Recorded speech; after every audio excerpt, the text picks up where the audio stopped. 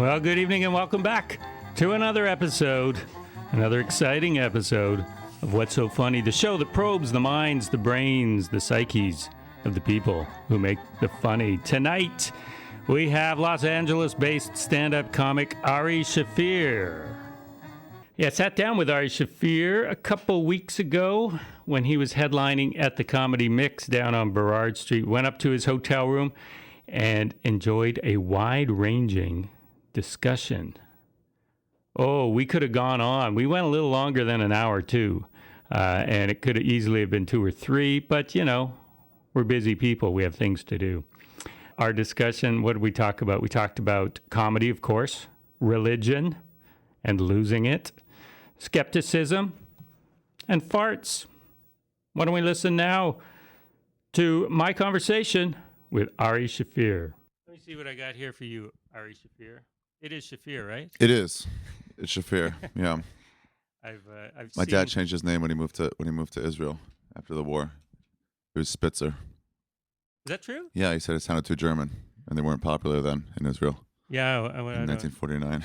So he moved to Israel from Germany. From Romania. From Romania. Yeah, Romania, Hungary. They were refugees. How long was he in Israel for?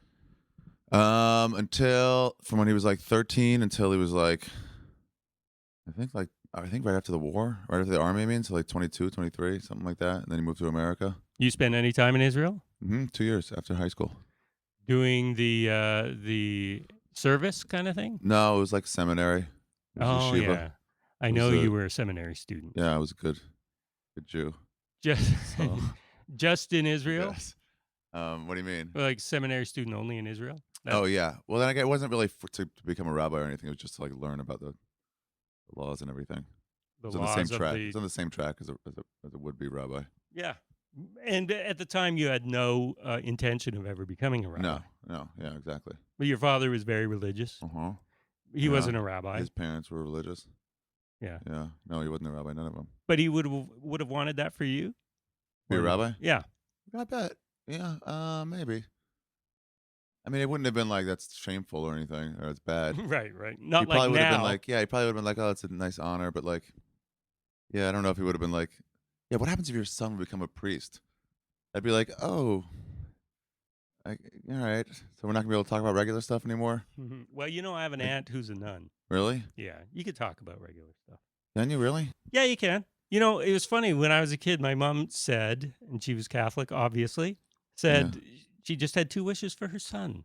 What? He not be gay and not be a priest. Yeah, that's like the extremes for a nice Catholic family, and they always come together somehow. Yeah. So yeah, it would have been. But rabbis are cool, right? You can talk about anything to a rabbi. Yeah, but not really. No. No, that's like I don't know. Confession must be tough.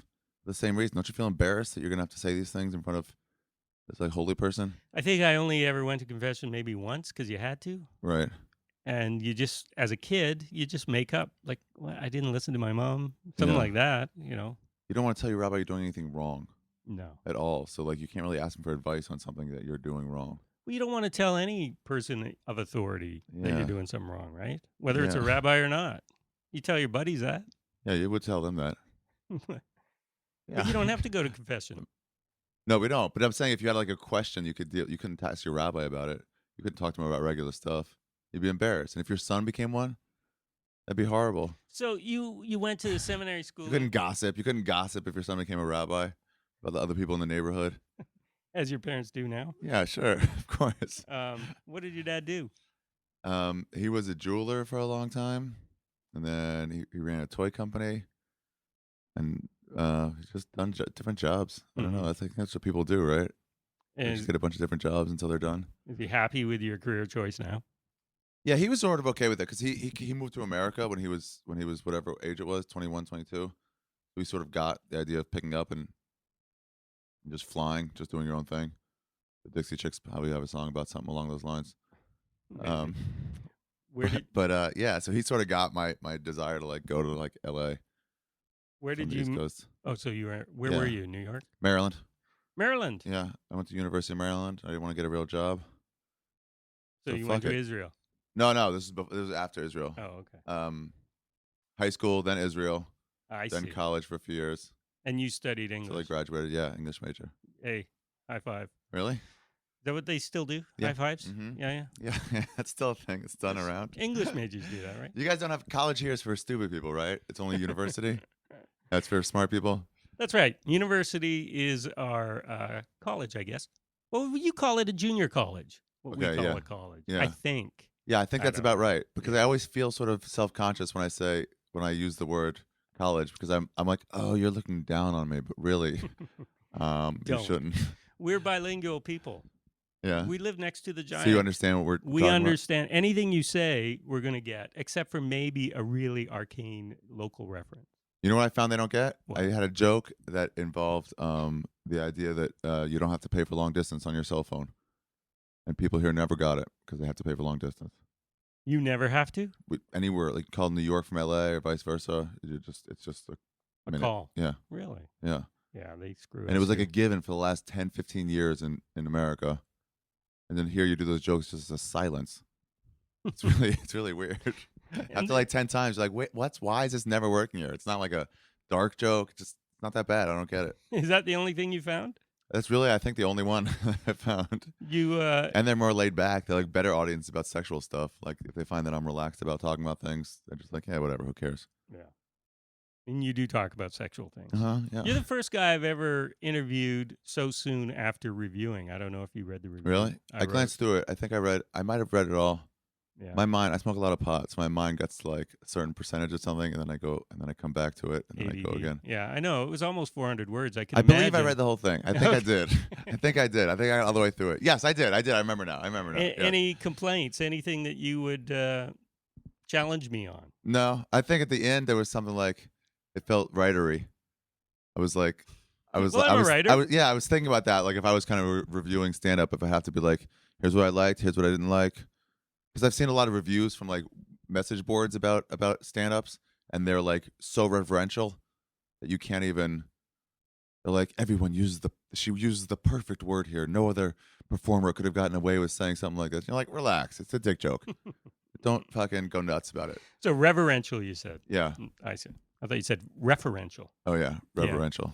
Yeah. So yeah, because everybody, everybody's a critic, and I believe that. Whether you're writing it on a message board or just telling your friends, you go to a show and you tell people what you thought. Yeah. When people ask me about like what I think of another stand-up, like if a comic will ask me like, hey, how's that guy? I'll tell them, but sometimes I'm like, it's not really my thing, but they do a good job, because then I account for taste. I have to a little bit where it's like people laugh and it's nothing stolen. It's just, it's all, I'm just not I don't know. I don't like impressions. Let's just say if that's it, then it's like, it's just not going to get me. Right. I try not to be even mad about that. I compare it to this, like if your fine chef makes this amazing trout dish, and you just say, "Oh, I just hate fish. I don't like fish. I don't like the taste." It's not trying to be an insult. You're like, I'm sure it's great. I'm just never gonna like it.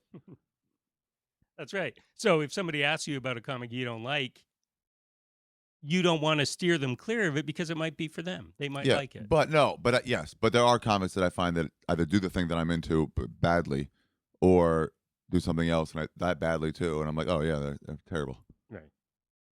So you said the last part was a little writerly. What I said. Something like that, where it seemed like, let me try to put like a spin on it, or I have a vague memory of things. I forgot what it was like a last paragraph. It was about maybe thinking that in the future. Yeah. Say it. What was it? I don't remember how I put it. I had to turn this around pretty quickly. I went to see you Thursday. It was that Friday morning. Yeah. In the future. So I had to make stuff up. Yeah.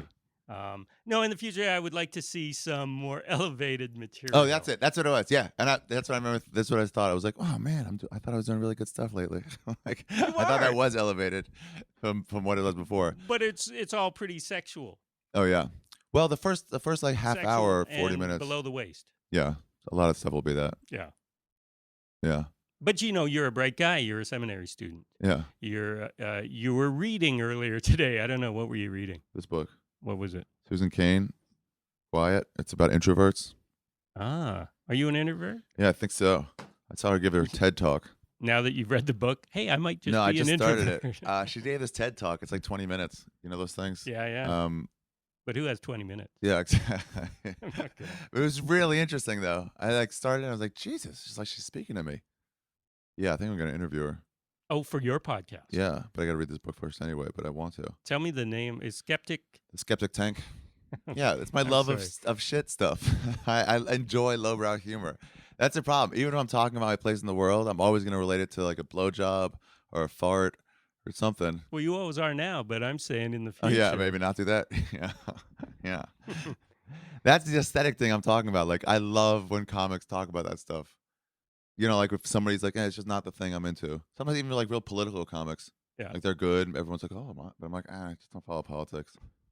Just not my thing. Everybody seems to be into it and get it, and I just don't know the references. But everybody farts. But everybody farts, yeah. Somebody said that once to me a long time ago, and I was way filthier than I am now. And they were like, how would your stuff work in England? I'm like, what, they don't have blowjobs in England? They got them. They know what else to be talking about.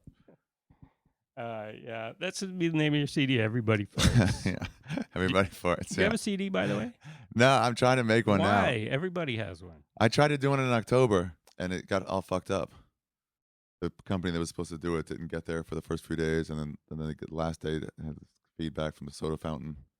It was just ugh. You didn't get the memo What memo? from Louis C.K.? You're supposed to release it yourself now. Yeah, I know. Don't go through I know. a company. Well, this was like a Make while $1 ago. million. Put it That's on what I'm your going to do website. now. That's what I'm going to do now. But Louis, by the way, has created a following over the last decade or two. That's what people forget. Yeah. It's like, oh, that's what we can do. Rogan's doing his CD like that.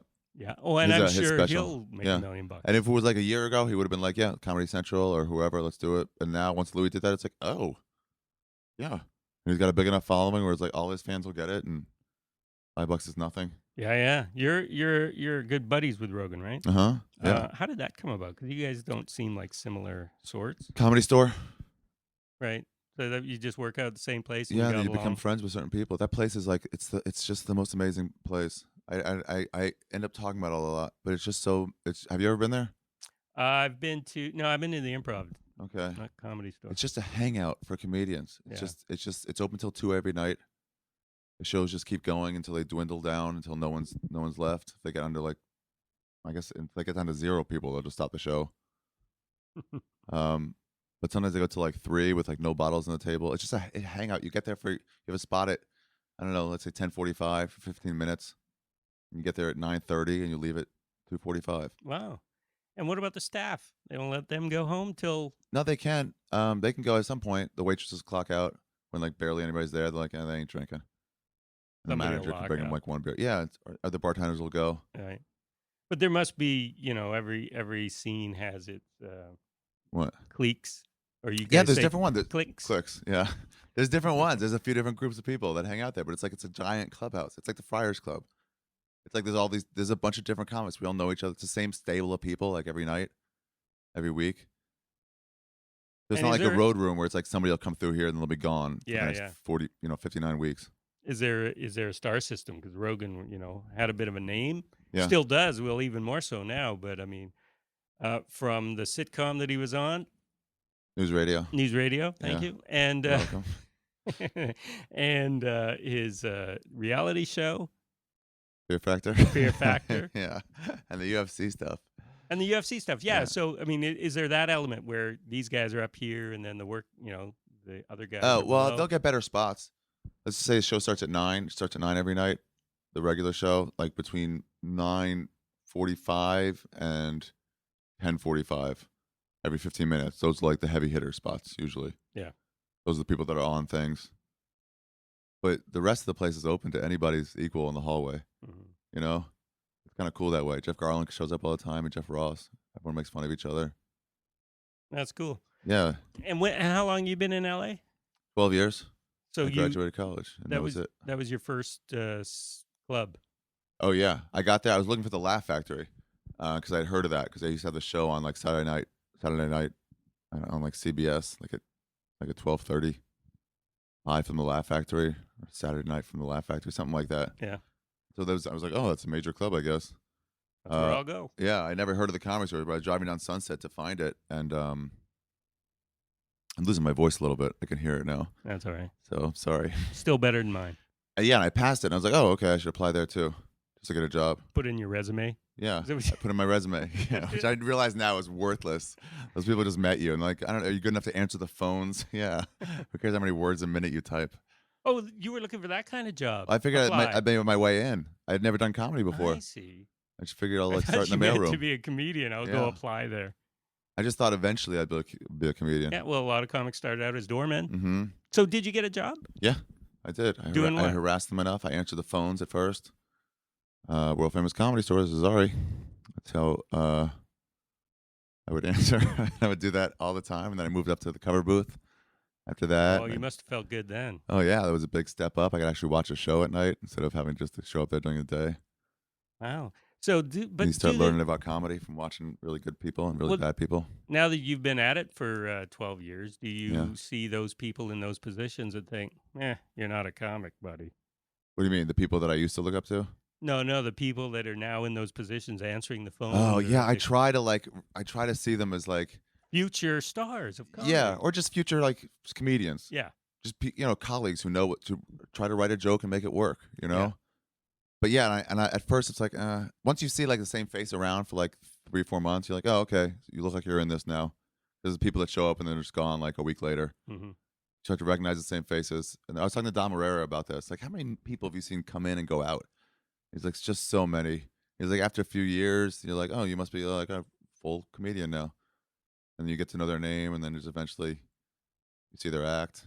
Yeah, they. So you can I feel bad for like English professors, or like 4th grade English teachers. Like, how do you know what's an A and what's an F when they're all horrible? You went to graduate school for literature. It's like there's no one that's going to be good enough to impress you in 4th grade. I guess it's like judging a comedy competition. Yeah. Among largely amateurs, it's comparative. Yeah, exactly. Yeah. You're right. But I was talking about. So I try not to like. I try to help people. I try to remember the people who helped me. Just with like a kind word or something. Yeah, but not. I'm not talking about the young people doing open mics. Yeah. I'm talking about the people who are answering the phones. Oh, those are all wannabe comics. Oh, all of them. They only hire comics there to do those jobs. And so they are doing open mics as well. So you were doing that when you had if that you get job. if you get a job there, you get to perform. You got to perform every Sunday for 3 minutes. And did any of your fellow workers, in the office, did any of them go on and or did they just get out right away? No, a bunch of them. John Caparulo. Yeah, funny guy. Him, Duncan Trussell. He's one of those funny, smart, stupid guys. He's like a smart redneck. Yeah, I'm like, you think things out, but man, you sound like a hillbilly. Yeah. Who else? Duncan Trussell. I'm not familiar with him. No. Okay. Steve Renazzisi from that show, The League. No. Okay. No to both those. Okay. The League and Steve. I'm trying to think who else. Freddie Lockhart. There's a bunch of people that kept doing it and are like doing things now. That must have made working in the office fun. I mean, because you were with other comics. You weren't with somebody who, from the temp agency. And then you had other comics that were already doing things like Bobby Lee. Yeah. He used to, work on the phones. So you just sort of a camaraderie where it's like the new guys come in. You're like, oh, hey, what do you do? Oh, the door. Oh, cool. You just sort of like, you did it too. Mm-hmm. Yeah, so it's instantly the people they're like the same as you. There's people who moved out and needed a job for $7 an hour. Well, that's a good, I guess, business model. Yeah, right? And you get to watch a bunch of comedy, so you get to be better. That's what Mitzi did, I guess. She like set it up that way. The owner of that place. So many comics don't watch other comedy, or at least they go for the hang, and they may pay attention to a line here or there, but then they're just in the back. Yeah, there's that. You watch less and less, but as you're coming up and like just like an open like a sponge for information or technique. Yeah. Like you see people do the same jokes like 4 or 5 nights in a row, and you start saying like how they do it, and it gets really interesting. You're like, oh, they paused there as if they forgot what they were going to say, but they didn't forget. They did that yesterday too. I just realized that. And you're just like, this is a way to get their message across. So you took from everybody, or was there one person that you really? Well, there are certain people who did one thing better than anybody else that I got to see on a nightly basis. Mm-hmm. This guy, Freddie Soto, was just like he was great at characters. He really like makes something really graphic that you could like see in your head. He died. But then like Paul Mooney, this old black comic, he just had more control of an audience than I've ever seen. Like he would get up there and everyone would just like stop talking. Just as soon as he stood up there. It was weird. So if I'm ever thinking about like how to get the crowd on my side right away, I'd go watch him 4 or 5 times. He's a guy, and I've realized this over the years. You see comics on TV, and you form an opinion which may or may not be Yeah. accurate. It's He's a tough not guy to. who I've only seen on TV, and I've never enjoyed. Yeah, the problem is with TV, where once I became a comic, I realized it. I haven't done much TV, Yeah. but like you have a bunch of people telling you about this joke you developed for the last, 18 to 20 months, telling you like, change this word and that word and change the order of that. Like, I've got it good already. Even if it is a good suggestion, forget the fact that it's not. But Mhm. even if it's a good suggestion, it still takes time to incorporate that and make it natural. Right. You know, and it's like not accounting for team chemistry. And so they just switch. So it's people not at their or parts where they decide you absolutely can't use that word and that word. So this part of this bit you have to just lose. It's just not the way they'd want you to see it. Yeah. But with Mooney, I think a lot of it is his personality somehow doesn't come across Maybe on TV. might be more of a live comic. I'd love to see him live because I've been proven wrong lots of times. I've gone to see comedians who I thought I hated, Yeah, and it turns out I see why they got to TV because they're really good yeah. live. I heard D.L. Hughley was a great just crowd work guy. Yeah. And then whenever he did specials, it never translated because I needed to know what material he was going to do. It's like, oh, it's really not about that. I just do a few bad jokes, and then the crowd work is what I do. Mm-hmm. And they wouldn't let him, so none of his specials came out good because of that, but for no reason. Yeah, Mooney was really great. He would do this thing where he would pretend to forget people's names, like Aretha Franklin or whoever he's getting to. He goes, "Oh, don't get me started on her. What's her name?" And he would like sing her song or something. Sounds kind of like him. Yeah, I've seen him so many times. Not lately. He hasn't been there for like the last 6-7 years. But then he'd be like, "Oh, who's that? Who's that bitch? Who's that bitch? You know what I'm talking about." And then someone would say like Aretha Franklin. He goes, "Oh yeah." And I asked him once, like, "Do you really not remember the name? Like, what are you doing there? Because I've seen you do that." I'm like, "What's the purpose?" And he goes, "Part of it is to get the crowd, especially late night. That's when he usually go on, like 11:30, 12 or beyond. It was late night to get them to be in this conversational like way with you, so they would listen to what you were saying, like in a different manner." He goes, "And partially to seem better than the people I'm talking about, to put himself in a place of dominance." Yeah, I think Letterman does that a lot. Really? Haven't you noticed where he always pretends? I assume what's that he movie? pretends. Yeah, Yeah, maybe. like I'm above this. I Yeah. don't know what the most popular show on TV is right now. Yeah, Yeah. and then that way you can like, you don't seem jealous at all. You don't seem, I don't know. Yeah. Maybe it just works. I would imagine also with Mooney's case, it's a case of giving the impression that he's just thinking of it too. Oh yeah, Right? there's Because that. this isn't something that I've memorized and I have this whole thing on Aretha Franklin. Yeah. It's like, what's her name? Yeah. Yeah. I took a lot of that where I realized like if I didn't know somebody or if I had like a little block about somebody's name, to be like, keep that block. It's fine. It sounds fine, and someone will help you along. And then even when I do finally remember, because you've done the bit 30 times now, and you finally remember the girl's name from whatever, who's the boss, or whatever bit you were doing. Now it's like, fuck it. I like that. I like saying that. What's her name? Having people. You're a phony. Yeah, a little bit. No, there is a craft to it that it's an art, right? Yeah. When to smile. Sebastian was a guy that we used to see like bomb all the time. And he'd have this angry act. He'd start and be like, "The week I had today." And then he'd learn how to just smile here or there to just let the crowd understand that he was just joking. Like he wasn't really that serious. That's important. Yeah. And then it Sort was of like, a- just go to killing and just 4 or 5 smiles in 15 Yeah. minutes. It's kind of a wink to the crowd. Uh-huh. Yeah, just let them know. Yeah. Were you there? Is that where Kramer had his big meltdown? No, it was at the Laugh Factory. Michael Richards. Yeah, Michael Richards. Yeah. See, no. I'm forgetting to put myself above him. Yeah. Yeah. No, Kramer's What's a that good way guy's to do that. Kramer's a good way to do that because then you pretend like you don't even know his real name. Yeah, but that's where it was, right? Yeah, no, it was the Laugh Factory. Oh, it He was the came Laugh in Factory. later that night or the next day, and my friend said he saw him in the green room of the main room of the Comedy Store, and he said, "You all right?" He goes, "Some stuff happened yesterday. Whatever. No big deal." Before all the videos had been released Yeah, it and took the a trouble couple days, started. didn't it? Yeah. And then it was just a shitstorm for him. Poor guy. Yeah. And now Yeah, and he Where was is just trying. He was just trying something. That's Yeah. all it was. I heard that it actually was a bit Really? that he had been working on, but And had it been okay before? I don't know. That's the problem with those bits, with like dark bits or dirty or like just dark in general. When they're not going well, you seem like a horrible person. Right. If it's just some clean joke that's not working, it's like, no, whatever, this isn't bad. Well, he did try. I mean, he did use it towards people in the crowd. Now, if Yeah. he had made it sort of a philosophical thing, But they were screaming, so then he had to like scream over them, and it's like, now it sounds angry, man. Yeah. It's just a bad choice. total bad That's all choice, it was. ruined his career. Yeah. I had a bit about homeless people that I had to really finesse in the beginning of this bit so they could go with me, so they wouldn't think it was too dark. And when I hadn't done it in a while, it would be like I'd forget those finesse points of like giving like a. But I also think this way, like you have to like really coddle them through it, and if you don't do that, then it's just bomb. You're stuck for 4 minutes. Just people like no. Can you win him back? Yeah, with another bit now I can things like that, but they're just not going to go with you on this. At some point, I'm like, all right, you guys are just done with this homeless material. Clearly, none of you want to hear about it. Yeah, I'll try to introduce the other stuff that I stopped. I'll put that in later. I'm like, damn, I knew I could get you back. Okay. Yeah, those tricks you learn along the way, right? Yeah. Do you do stand up? No, I don't. Okay. You ever get stand ups mad at you for reviews? Sorry? Do you ever get stand ups that are mad at you for reviews? Yeah, David Cross once, and what's the guy? Brad Garrett. Really?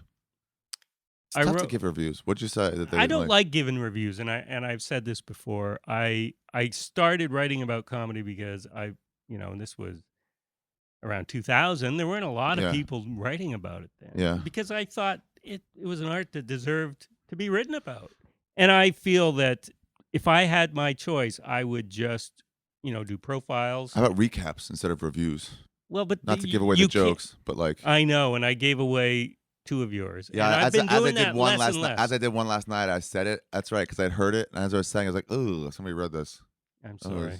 It's all right. When I read it, I didn't think anything of it, but then I was doing the bit. I was like, "Fuck!" There's one person in here, at least, who like saw that coming because of that. Yeah. But it's all right. They won't by the time I come back next time. But yeah, you have to do that if they're still there. I've been trying to get away from that. Yeah. Now, in the past, sometimes my editors say, well, we need an example of their humor. Otherwise, we can't get it. And so I will do like a line that isn't maybe the whole crux of the joke, but something that sort of encapsulates. Yeah, like you'd be able to say, like it does a joke about, I don't know, crapping his pants and, just the title or the topic, like, it's just the places it went maybe without. Yeah, I don't know how you do that. That must be tough, actually. You see? Yeah. You see? You'd have to give one in the setup. Those jokes, that's hard. And if you're just recapping, that's right. I mean, I don't want to give away everything. There are but some you'd have reviews. to tell people if they want to know, like, what am I looking for? If I'm going to the whatever section that it's in, the lifestyle section, and I want to know, like, what's happening in art this weekend, and there's an opera, I want to know if it's like, fancy pantsy opera or something newer. Like a music, or like if it's a comedian, I'd be like, is it dirty? Is it, my grandfather's here. I want to know if I can bring him to this. Right. Like you got to say stuff like that. And that's what I was trying to do. Yeah. And as I say, I will use as an excuse that I had to turn it around pretty quickly. I really liked most of it. I think I did. That's good. I think I was like, oh, this is actually a pretty good one. Good. Well, but yeah, as I say, I would prefer just to do profiles or upcoming things. But then the paper will say, "Oh, we don't have space this week, so how about you review the show?" And so and I would rather I review it than somebody else. So then I'm stuck reviewing it. I heard this thing with Diablo Cody, where she was talking about reviewing because she used to be a reviewer, I guess. Yeah, Minnesota. Maybe is that what it was? I think so. Okay, good, because I've told the story like a couple times to my friends, and now I realize like maybe I just made up Diablo Cody as a reviewer because the last people I talked she was to, a writer there. Anyway. Yeah, but she said she used to do this thing where if she gave like 3 good reviews in a row, she felt like she just had to give a bad review, like something in her would just react that way. And so she would she'd be in a bad mood, to just give a nasty review. And she was like, reviewers are just people. They can't help it. If you bombed, they're going to be like, this was terrible. If you didn't, they're going to say it's good. Yeah. I don't know. Sometimes you don't want to say something. It is what it is. I try not to give cheap shots. Yeah. And I try, if I don't like something, I try to express that it's just my opinion. Yeah. And that a room full of people there were laughing. Here's why I didn't think it was funny. Yeah. Even if you write like, I wonder what, said comedian would do if he talked more about his father or something like that. Even if you just write, I wonder what, that would always come off as like an attack, saying you should do that. Especially by oversensitive comedians. And you're all oversensitive. Yeah. What the hell does he mean? You wouldn't be able to just say like, well, I wonder what that would be like. What if he tried some absurd humor? Like You know what? You're not allowed to do was that as a thinking, reviewer. as I was writing, as I was writing yours, and I only have 400 words in it. Some things will make it in, some won't. I was thinking how it's funny that a lot of comics, you're a guy, 37, you're single, right? Mm-hmm. And 38, just turned 38. oh, happy birthday! Thanks. You, I don't know who you date, but chances are they've seen your stand up. Maybe you met them at Sometimes, a club, or they will eventually. Yeah. And from what you talk about, maybe they're going to go, I don't want to date that guy. Oh, maybe, I guess. And so I don't know. so when the comics come on, I was thinking, I wonder why. I wonder if this is a thing where you go, I'm single, but then you talk about how you don't like relationships. You talk about shitting yourself in Australia. You talk about sex, and it's all very personal. Yeah, it's being a child, all that stuff. Yeah, horrible stuff. Yeah. Yeah, there might be someone they don't want to date, but I don't really care. If they don't want to date me, that's okay. That's right. That's mushrooms. It's like, yeah, totally fine if you don't want to date me. Yeah. I've always You're allowed thought to not be into people. I've always thought that you have to be yourself when you're dating, because you don't want to revert back to who you really are when you're married, and then they go, "That's not who I married." Yeah, exactly. Yeah. Yeah, so it's like, if you see my acting, if you're offended by the stuff I have to say, let's just say you're like, oh, it's so dirty. It's like, oh, we were never going to get along that well. Yeah. It's not like I'm way cleaner off stage. Yeah. It was just never going to happen. So yeah, if you're super offended, don't talk to me, I guess. It's fine. We're into different things. So you're an introvert. You're reading. I think I am. I was going to get to your Skeptic Tank podcast. Yeah. Which you don't just interview other comics, because you want to interview this author, Susan Cain. Yeah, she had this TED Talk. Everyone should look up this TED Talk she had about introverts and how a third to a half of the population is introverted and made to live under an extroverted, method of living or form of society. Sounds bogus. Was rewarded to be like outgoing and a team player, things like that. So she's an introvert. Yeah, she names all these introverts, Gandhi, all these people that accomplished a bunch of things, but needed to do it a different way. Is it an introverted society if they can accomplish all these things? Yeah, they had to go. Well, most people had to go outside of the way, like Bill Gates, people like that. Does she list a way they could do it? Yeah, I don't know. I just started the book. I'm just 6 pages into the after the introduction, but yeah, no, I think she just says sort of relish it. And I was a little afraid of that. I was like, what would happen though? Wouldn't we all just be shut-ins after that? If we're like, I'm allowed to be like this. It would make us all shut-ins. Yeah, and unfriendly. I think you got to suck it up and just. Yeah, but I hate being dragged to clubs. I hate it. I hate it. Yeah. And I'm just like, yeah, I'm having a good time, but it's like I'm not having a good time. It sucks. You have to pretend. When it's like, let's just go somewhere. Let's just go to the Vapor Lounge. Let's go somewhere and not talk to each other. Yeah. Where she talks about in the TED Talk, she talked about being with her family, who was all introverts too, and then just all reading next to each other. She goes, we were just near each other. We had the animal warmth of each other's, proximity to make us feel good, and we were just doing our own thing. Our own crossword puzzles. Yeah, we didn't have to. Yeah, exactly. You don't have to feel like you have to talk or, I don't know, be part of a game. Mm-hmm. Yeah, I'm in agreement with that. Yeah. I always consider myself just in a bubble. Really? Like when I go to big crowded places, I never feel like, oh, there's too many people here, because they're apart from me. I'm in my own little world. Yeah. No. Maybe. I've gotten that before. Yeah. You just sort of observing them all like ants. Like, wow, you're all moving back and forth. Exactly, right? Yeah. So you would have her on your podcast, and so you mostly have comedians? Mostly comedians. Yeah. Yeah. And if you have somebody like her on, will it be funny? Will it just be it'll fascinating? Be funny. It'll be funny. The only one I did that really wasn't funny at all was I interviewed these Holocaust survivors. And that was like just not much room for joking. No. Yeah. But in your head, you were holding back, weren't you? No, not really. It just didn't seem, there's certain moments where it's like, you got to be on point here if you're going to make a joke. And you got to be careful, especially if I don't know the people.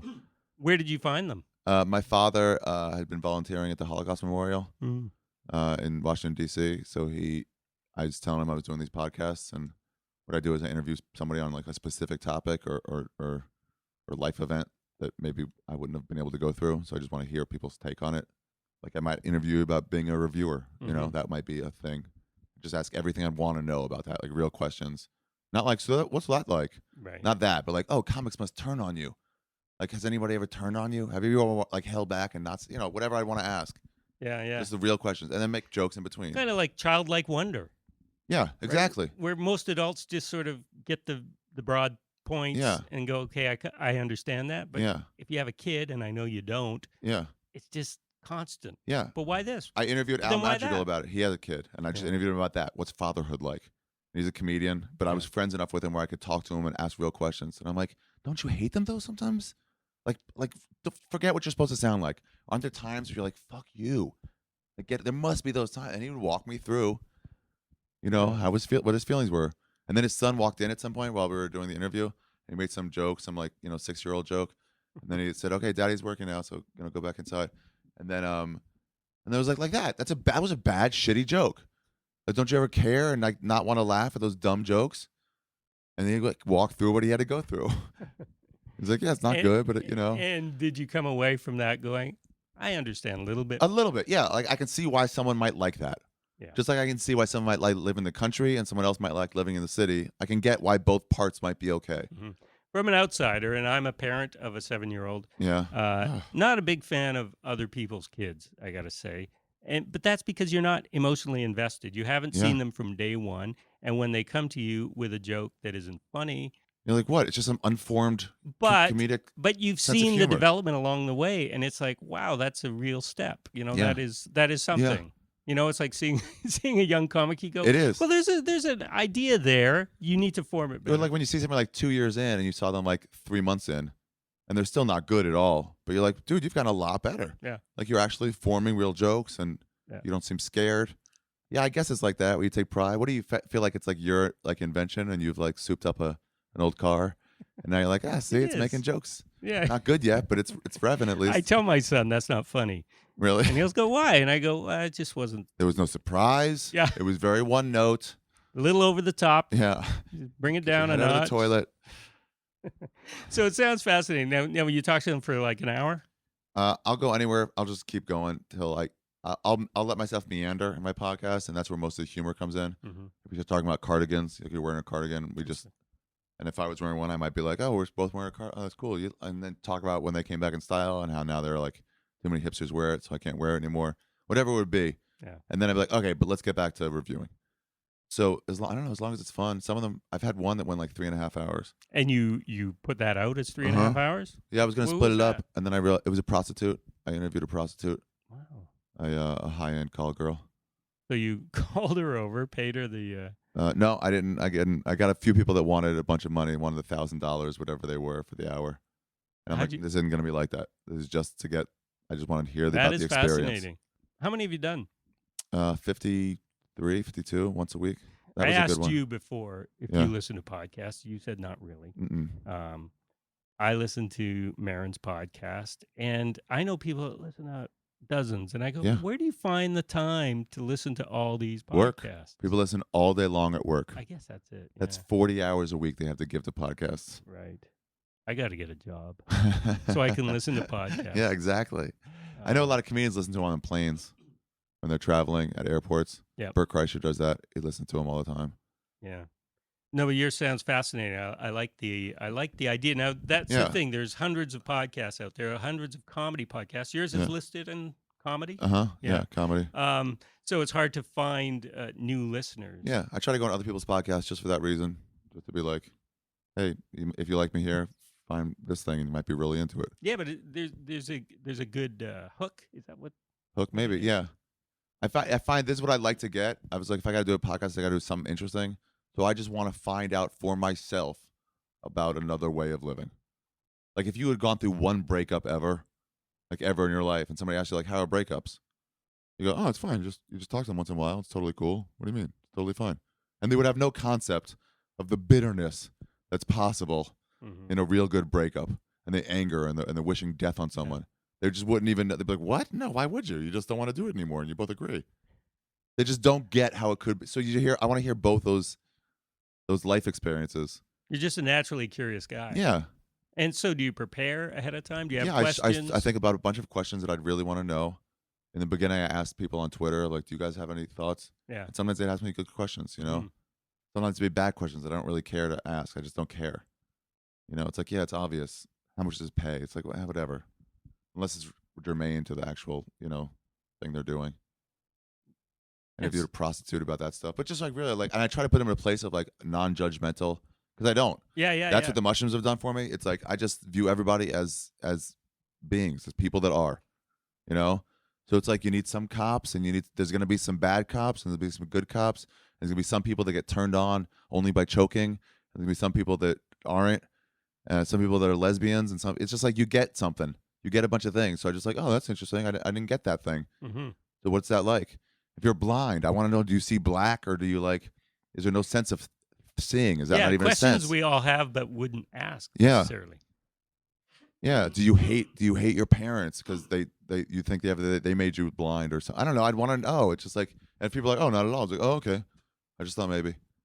Yeah, and you probably find that if you do actually ask, they're thrilled because most people are walking around on like eggshells. You can't ask certain things, and it's like, why?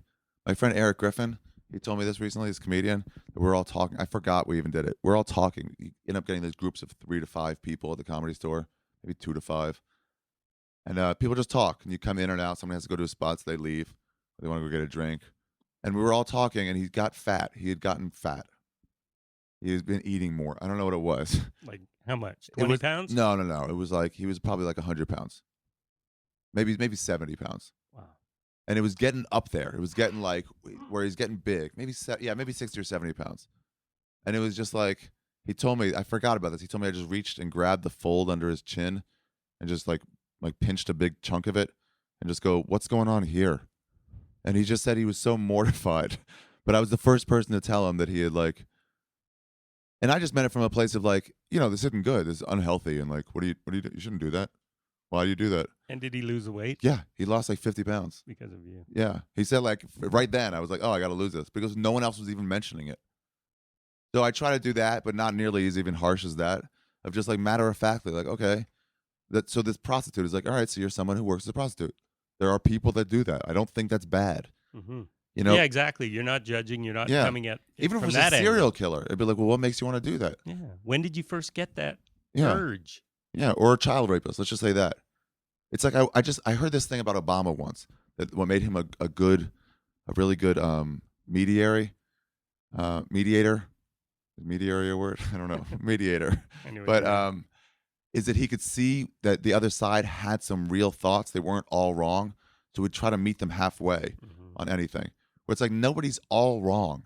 You have your ideas, with whatever it is. Should we help the homeless? Like, yes, but that's going to cost a bunch of money. Ooh, well, that's bad. So let's come to a middle ground. Like everything has that. So it's like, I just want to understand what people's thoughts are. So even if it was like a child rapist, I wouldn't think that's a good thing, but it's like, what is it? Did you just have an urge, or do you like, you're just turned on by that? Yeah. I'd actually ask them, like, did you remember any like abuse for you? I don't know. I just want to know those things. You haven't had a child rapist on? No. But have you had those kind of controversial guests? I guess the prostitute people call it controversial, but I really just don't see it as controversial. Yeah. It's like this shouldn't even be illegal. I don't understand. Yeah.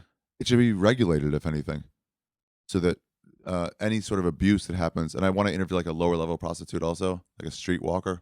Yeah. Go a few blocks. Yeah, that's right. You'll see him. Yeah, just to know what that's, but you have to find someone who's willing to like be open about it and doesn't want to make it seem like they don't want to make themselves seem better than they are. Mm-hmm. The first couple of prostitutes I talked to that I couldn't do the podcast with, they were trying to make themselves seem glamorous. So you started the interview process? Yeah, and then it was like, all right, thank you, that was great. This isn't going to work. I could just tell they weren't being honest. But this lady was. She was like, yeah, sure, we can't use my real name at all. And I was like, yeah, totally. I don't care to. And we just talked about everything. It was great. But I feel like because I'm an introvert, I'm like, people say like you're a good listener, but really it's just like you'd rather hear other people and analyze. So yeah, maybe this is why I got to read this book. But maybe this is why the way I am. But like I'm good at listening and I'm good at putting people in like I don't care one way or the other. You can just tell me sort of state. You could have been an analyst. Yeah, maybe whatever that would entail. And then also I'm a comedian, so I'll do that in the funniest way I normally do. So the interview, the 3.5-hour interview with the prostitute was also entertaining. Yeah, sure. Oh, good. We talked about some weird stuff, and had stories about the grossest stuff she's been through. I'm like every time we just like, oh, I don't want to do this. Oh, just like disgusted. even if you don't think it's a bad thing to have sex, it's still if you come in, like as a guy, and you come in, your job was to fuck, you know, still if somebody's disgusting, it was like 480 pounds and like 75 years old, you'd be like, ugh, this isn't going to be a good day at work, you know? I just want to know about those things if we can like laugh about them. And when you're interviewing comedians, you just find one aspect of their life that you want to talk about. Yeah, so it's like fatherhood, that sort of thing. I interviewed a comedian friend of mine who now only goes to hookers. Like he's done with trying to find regular women to have sex with. Just didn't have any self-esteem or whatever it was. Just eventually gave up. So I asked him about all that. I had somebody else that went to an asylum for a little bit. Was put away in a little bit of a crazy house, a psych ward. So I waited just till he was better, like good enough to talk to when his medication was, and just like, what's that like? Is there a sense of like loss of freedom because you're not allowed to leave? Were you angry at the people who put you in there? Like just all this stuff. And it was great. And it got like emotional at like a point here or there. But like most of it was just a comedian being funny, talking about something they're passionate about or something they know real well. Depression, interviewed comics about that. I always like hearing about that. Like the different ways they feel about it and deal with it. Have you felt it? Oh, yeah. So it's fun.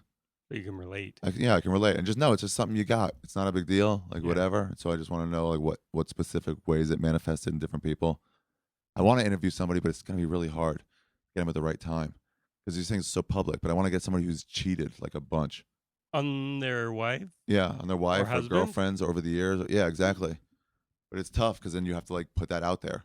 And anyone who knows who you are, especially if they're comedians, they'll be like, people are going to know. They don't want to come on as themselves, Yeah, but then I can't alter their voice. I don't know how to do it. And my regular friends too, who've cheated, they're them too. It's like people listen to these now. They might people I know listen to like other people. They might get you, and then tell my wife like I can't do that.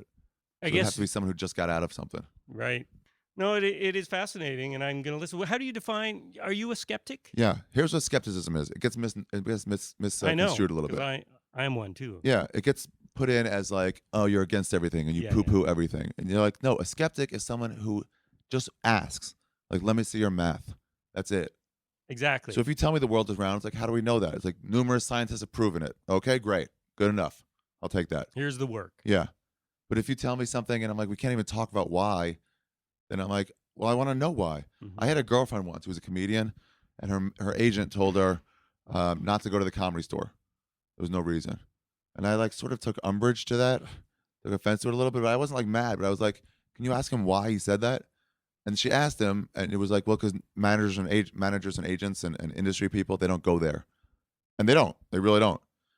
But that makes it the best club in Los Angeles and maybe the country to go in and just work out material. It's just, we got a good crowd there every night and there's no repercussions. So you can try whatever the fuck you want. That's where Dice developed his Dice Man routine. That's where Jim Carrey developed like the style he does. It's like you can just try things and fail and it's okay. So I was like, well, ask him if you just wanted a place to work out. And then she asked and he goes, oh yeah, for that it'd be okay. And so you get a better understanding of the story by asking. Yeah. And if somebody says, God spoke to me last night, I want to go, well, how did that? Okay. Do you have any proof of that at all? Anything we can even talk about? Did you hear a voice? Yeah. Was it just a feeling you had? How is that not just a thought? Yeah. How's it different? And skeptics won't really, that's what, it's always become skeptics or religion. And here's why. Because religion really has no proofs. And that's the one thing skeptics need. You got to show us proof or we can't even talk about it. We can't even have a conversation, maybe or maybe not. It's got no faith. Yeah, just faith. But it's like you're just making something. We can't even talk about it. Maybe bears talk when on a different frequency than humans can detect. And you're like, can you prove it or disprove it? No? Then, all right, then maybe. Who cares? But then what you hear is, well, if you can't disprove it, it might be right. Oh, yeah. But then I was like, when I was raised Orthodox, and I had to explain to my non-Orthodox friends, my Orthodox friends when I left, I mean, they're like, why don't you believe in God? Or like, and they were like, well, how do you explain how the sun comes up and goes down? And I'm like, how do you explain the telephone? Like, I don't know how that works, but it's not God who did it, right? I mean, I'm pretty positive it wasn't God. It was some dude, Bell, or whoever it was that made it up. I have no idea how it works. It's almost magical, but it does somehow. Doesn't mean it was God. So just saying that I can't explain something doesn't mean God did it. So, but did you believe this for many years? Well, I always just went with it. Yeah, and I was raised Orthodox Jewish, and I just went with it without really putting thought into it. Can you tell me what that means, Orthodox? Put that into some context. There are 613 laws either do's or do nots in the Jewish religion. Yeah. And most of those aren't around anymore. Like in the time of the temple, you must sacrifice, this, and there's like 30 different laws, do's and do nots, like related to that, to sacrifices at the temple. There's no temple, so we don't do any of that. But it's like, do not steal, do not kill. Those are the 10 commandments. Those are some of them. Give charity. That's not in the 10 commandments, but that's one of them. Oh, okay. So the Orthodox Jew will live with as many of those as they can. They're observant of the Sabbath. On Friday night at sundown, they stop using electricity because there's a spark that goes in there, and you're supposed to not work. And building a fire is one of the 7 ways you can work. That's all this was studying all these things all day long, from 9 a.m. to 10 p.m. with a couple breaks from meals and prayer services. And that was just part of your life. You didn't question it? Yeah. Yeah. You went to school, and then you also studied modern Orthodox. It's also like a secular study. We also have English classes and math classes. And you follow sports, and you play sports. You just do all the stuff that regular kids would do. And as long as the game's not on Friday night. Yeah, then you couldn't do that. Yeah. Yeah. When in Israel, we had like a yeshiva basketball league where the different yeshivas would put together a team. We play each other. But there were never any fights. We'd help each other off the courts. Almost always, at a way higher rate anyway. Judaism is not a bad religion in terms of like what it does for your that's not true. Before I even finish that sentence, I'm going to say that's not true. What were you going to say? Because there's some horrible Hasidic Jews that are just bad to people. And Orthodox Jews, they look down on other people. What's the difference between Hasidic and Orthodox? Hasidic wears the black hats. Yeah. Is that it? It's just style? It's way more. They're way more strict on their laws. There's like a level of kosher that's like above and beyond, called glot kosher. A lot of them will keep that. A lot of them will tithe themselves, like actually give 10 or 15% to charity. But some of those people will also get hookers. Like there's still temptation. That's not one of the rules, is it? Don't get hookers? Yeah. It's a shady area, actually. So maybe. Yeah, it's the only real problems with it is one is like bittel's is like a waste of time. But that's not really a commandment. It's sort of like you shouldn't do that, but it's not a sin. Yeah, so it's kind of a loophole. Yeah, but the only women you're not supposed to have sex with is Jewish women after their period, until they've had a ritually cleansing bath. So and you have to oversee stupid. that? No, you don't have to oversee it. It just has to get done. But if they're not Jewish, they don't have those laws of uncleanliness, don't apply to them, so they are never unclean. So if you sleep with a non-Jewish woman, as long as you don't use a condom, there's like barely any sin there. If you use a condom, it's wasting seed. That's right. A bad one. Kind of like the Catholics. Yeah. So as long as you fuck without a condom. Perfect. And don't pull out. Hopefully she's on the pill. It doesn't affect you. There's really almost no sin. Yeah, exactly. So now, you lived with that, you believed it, or didn't think about it? I just did it because that's what I was raised with. Right. And at some point, I had a thought. Do I believe this? Was that in seminary school or after in college? It was after. It was my first year back from Israel. I was in a split curriculum university, Yeshiva University in New York, in Spanish Harlem. And it was from until 1 p.m. you'd study Talmud and Torah and those things. And then after that, you would take regular 4-credit classes, English, math, all the Bachelor of Arts classes, philosophy. What was I saying? You got to guide me through, I'm a pothead. Why? You help me. Yeah. When you had that thought of, wait a second. Oh, yeah. That's where I had these thoughts. And I thought back to this time, my second year in Israel, where you can't operate electricity, like I said. So there was this light that went right above your bed, like a reading light that was attached into all the dorms.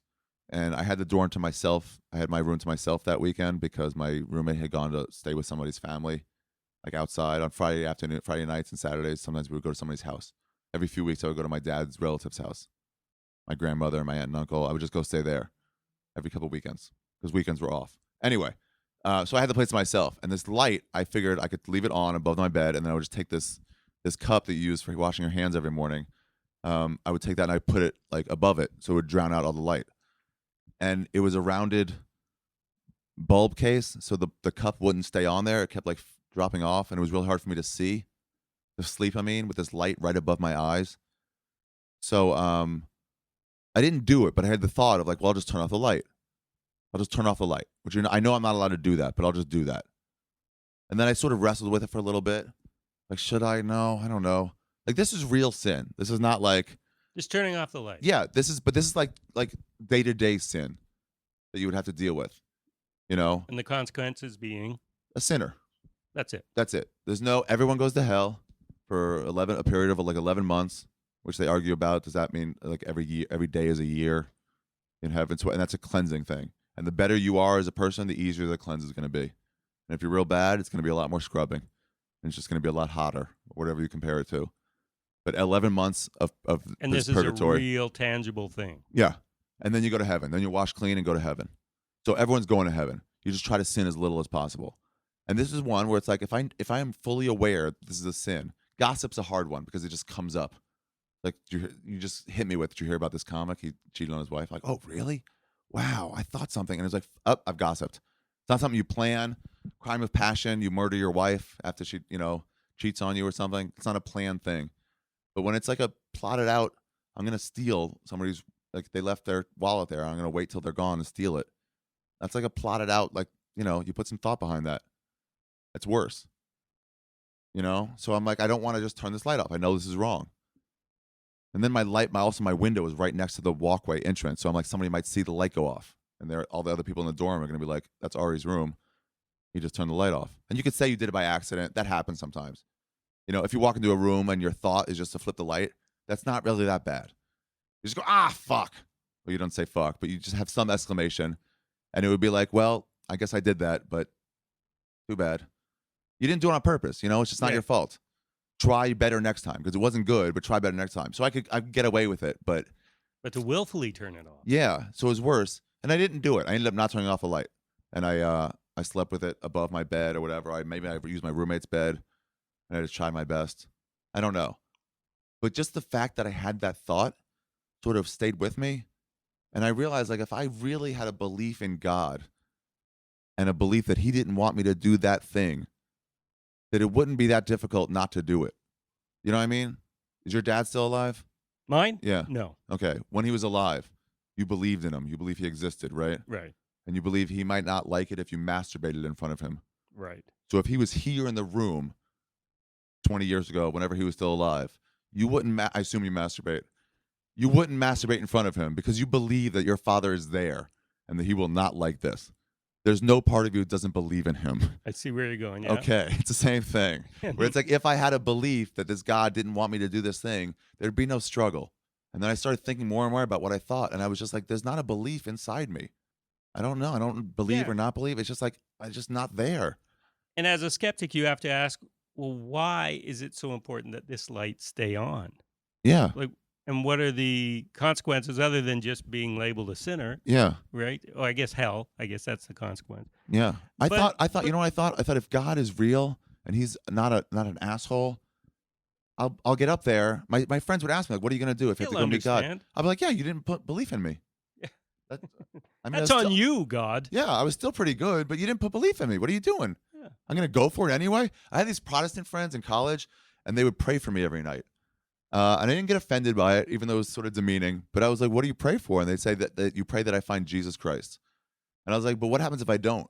I'm like, well, we hope you do. I'm like, but if I don't, what happens to me? Like, well, hopefully it's a long life. And unfortunately, I wore them down. I'm like, tell me what happens if I don't find it. And like, do I go to hell forever? And they're like, yes, you go to hell forever.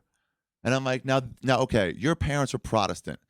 You get to believe in Jesus right from the start. You're told that's the truth and that's the way. You stand a way better chance of not going to hell forever than I do with my Jewish parents. Like, even if I stayed Jewish, the odds of me finding Jesus are really slim. And if I'm a good Jew and I give charity, I never cheat on my wife, and I help my fellow man, all the things that Judeo-Christians are supposed to do, I'll go to hell forever. Because nobody ever really presented to me the idea that I needed to accept Jesus, that he died for my sins, to not do that. Mm-hmm. I'm like, that's not fair. There's no way you can explain to me that that's a fair way to do it. Yeah.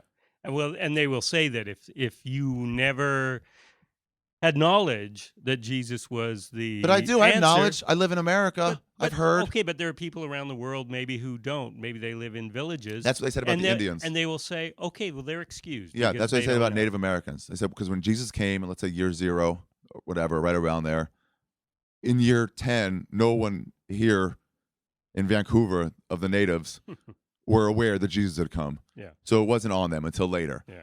But still, even later, you hear about it. You're like, that doesn't mean I'm going to do it.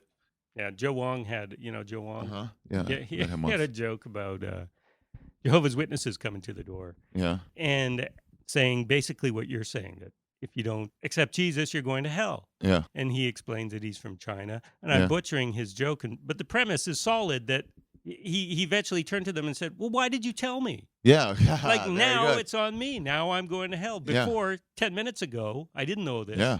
And I'm okay. I had this question that I had to ask a rabbi once because I had these Jewish friends that I grew up with that were having sex with non-Jews. But I was like, if I try to get them to have sex with Jews or to date Jews, so they'll marry a Jewish person, and the rabbi was like, yes, you should do that.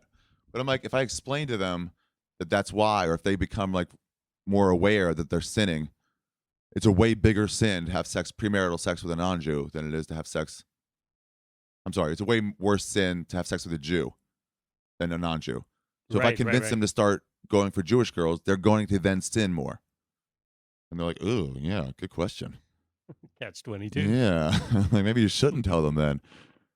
Huh? I'm like, quit asking questions. yeah, exactly. Like, don't tell me. You're telling me in a terrible place. Then I just can't imagine that just God would do that. I can't imagine that. That's what I think as a skeptic.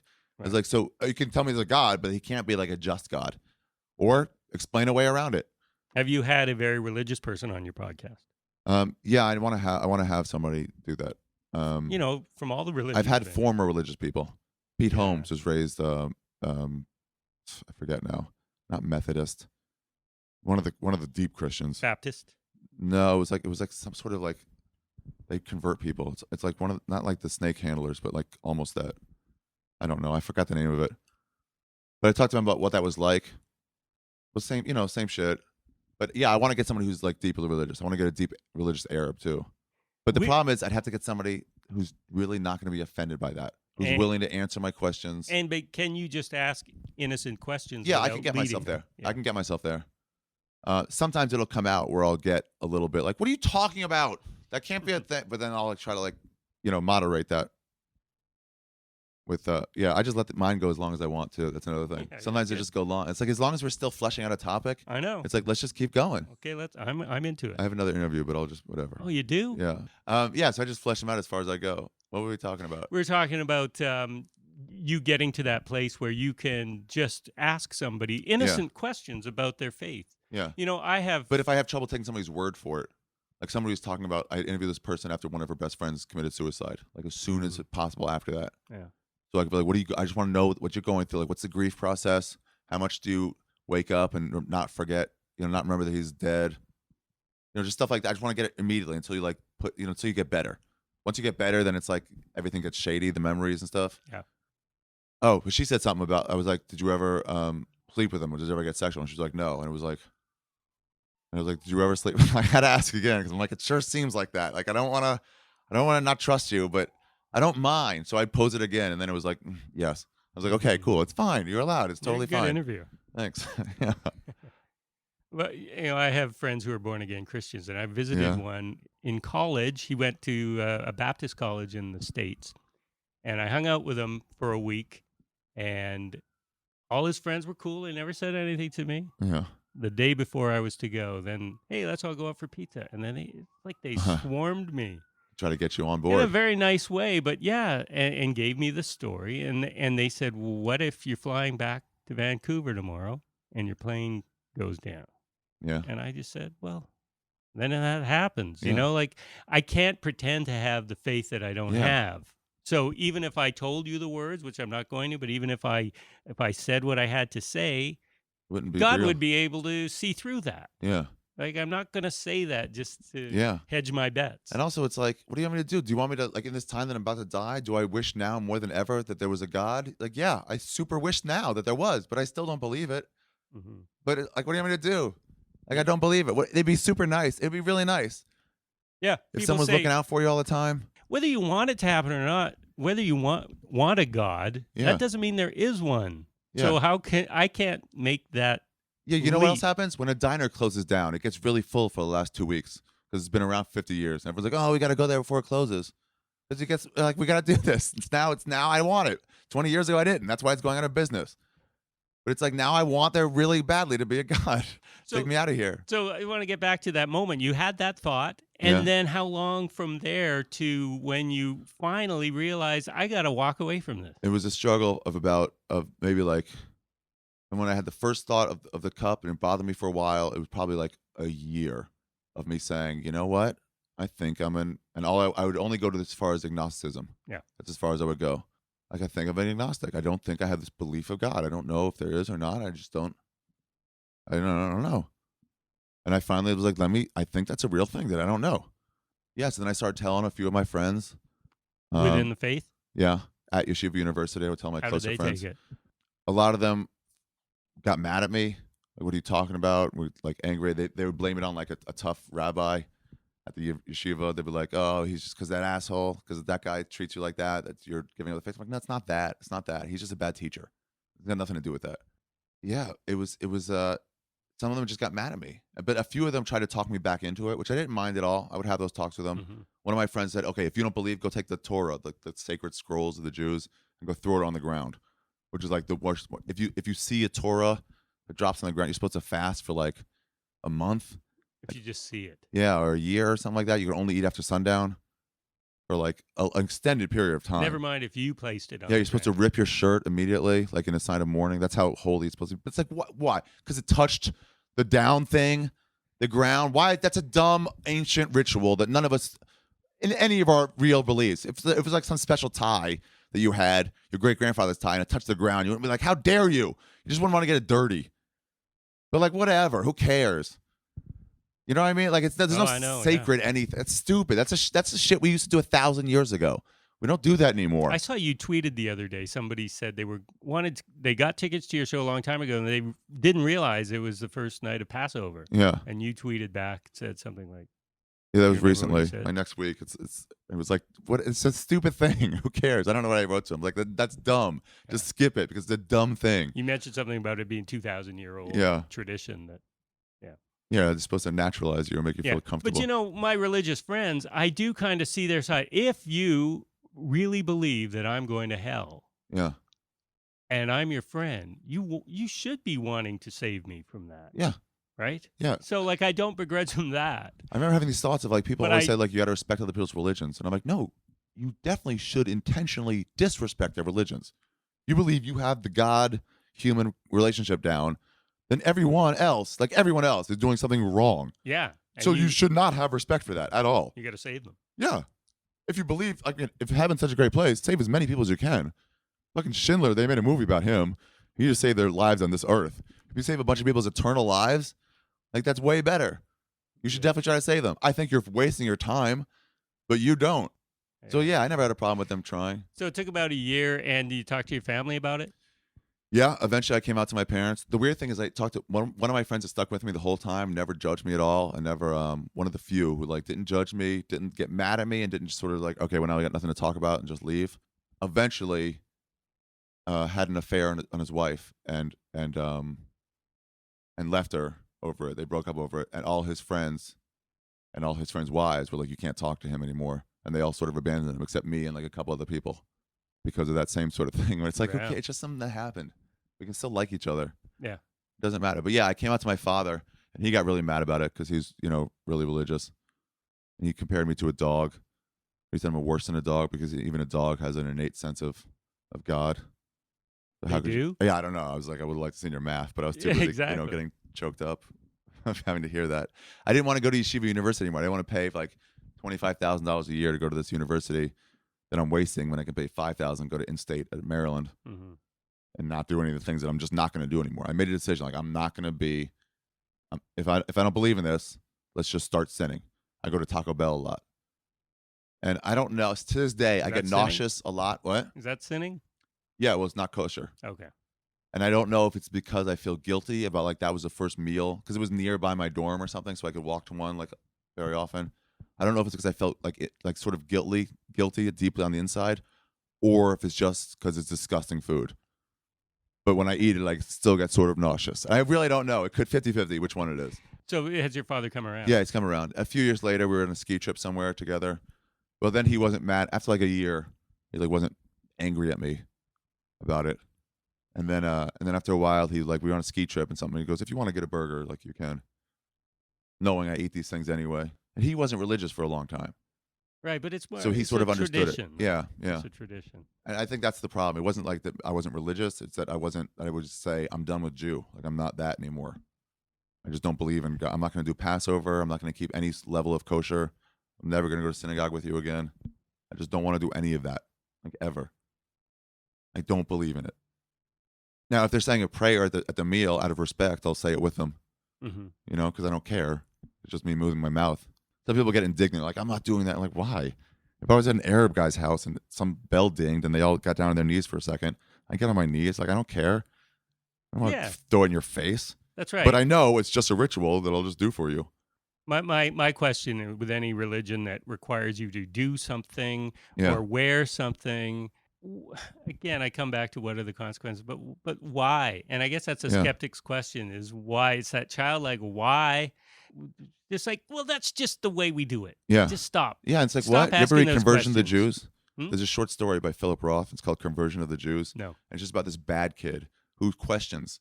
That's what he is, just like a modern skeptic, and he just questions. Well, hold on, because they were like, they teach us. Grew up in like Brooklyn in like the 30s. That's where it took place. And it was like, all the rabbis teach us that God created the heaven and the earth in 7 days. And on the seventh day, he rested. And this kid was like, and I was so impressed by that. And especially the light out of darkness. He goes, there was no light. It wasn't even a thing. And now there's light. That's so cool. In 1 day, he did that. And then he was like, but why can't he have a son? I don't get it. They're like, well, he just can't. Like, but if he can do all those things, why can't he have a son? And they're like, go to the principal's office. And he was like, what? I'm not trying to be bad. Yeah. I'm just saying this part doesn't make sense to me. Just an innocent question. Yeah. Yeah. And then he gets up and he becomes like, I don't know, it's like a parallel to Christ or whatever. But it was a great story. But it's like that. Yeah. It's like, if you can't ask, then where are we? I don't know. So I did, and then I left. And then at some point I realized agnosticism was just a cheap cop out. It was a bisexuality of religion. But isn't it just saying you don't know? Yeah. But then I thought about it, and I was saying, there is no other thing in my life, in the world, which I am willing to even entertain an argument over, where the only proof is, but maybe. There's literally nothing else that I'm like, why are we even talking about this? What if ghosts are living here right now? It's like, what? Is there not like, what are you talking about? Is there, you can't disprove it or prove it? Like, there's no way to prove it? That's your best evidence? And every time you disprove something, it's like, well, then God must have meant this instead. It's like, oh, well, then there's no way to... It's like the economy, and they're saying how people are like, oh, the economy hasn't gotten better in the United States. I don't know how it is here in Canada, probably better than ours. But like, they said, well, think how much worse it would be if not for Obama's plans. And you're like, well, with that reasoning, then there's no way to qualify if it's working or not. Because you can always say, well, it would be better or it would be worse without his plans. You just have to say, has it gotten better or worse since the start? That's the only way. Has it recovered or not? So it's like, there's nothing else I'll even talk about that way. It's silly. It's a silly argument. So then it's like, yeah, of course, it's a silly fucking argument too. Why? Just because it's sacred to people? I'm supposed to have reverence for it?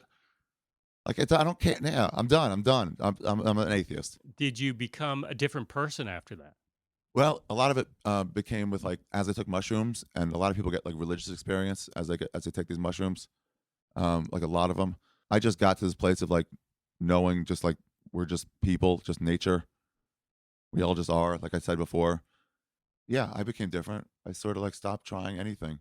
Like I sort of started looking at like, let's say going to a prostitute. It's like, is this bad? Why? And then it's like, if it's just because I wasn't supposed to because of religious stuff, then it's like, let's just not do this. Right. There may be practical reasons. Yeah. You know, it might be more unhealthy, or it might... I don't know. As I stopped being religious, then I would go, I went to college, and I had a real college experience. So that changed me a lot too. I had my first girlfriend. I lost my virginity.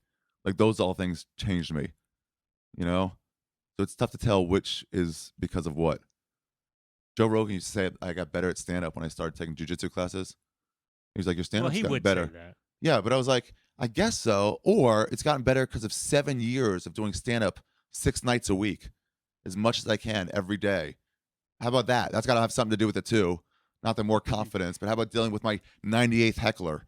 and eventually I have breakthroughs, or That's right. gotten laid a few more times. Well, Rogan does like some sort of weird, unprovable things. Yeah, right? Sometimes that's really like and when he you argues see those something things. I'll happens tell him, it's like, what are you before. talking about? Yeah. He'll say causality. Yeah. And I'm like, just because something happened before something else doesn't mean it's definitely because of this. Exactly. Yeah, he'll see somebody acting weird. It's like, oh, well, it's just because of what happened. And a lot of people do that. And it's like, no, that's just one of the possibilities. If you see change right after a big event, then maybe. So you call him. Well, sometimes, yeah, all the time. There was this thing where people were, my friend was talking about how when people get development deals in Los Angeles, that's a big thing. Somebody gets like launched or gets a TV show and they change. Or it's, as my friend said, this guy, Johnny Sanchez, got this development deal. And then he came into the comedy store parking lot once. You parked there, and all these comics were talking by the back entrance, and he walked right by them. And they were like, fucking see that? Yeah. He gets a development deal, and now he's better than us. So that's assuming causality. Yeah. You assume because he walked by us, it was caused by this other event. The only event we know. Not anything else. Not his dad died or whatever it was. 5 minutes later, he came back, and he said, oh, sorry, guys, I had to pee so fucking bad. And they're just blaming it on something that's just not real. Exactly. And if anyone had left that conversation before he came back, they would just leave going, yes, Johnny Sanchez is an asshole. He thinks he's better than us now because of this development deal. Yeah. And he'd be wrong.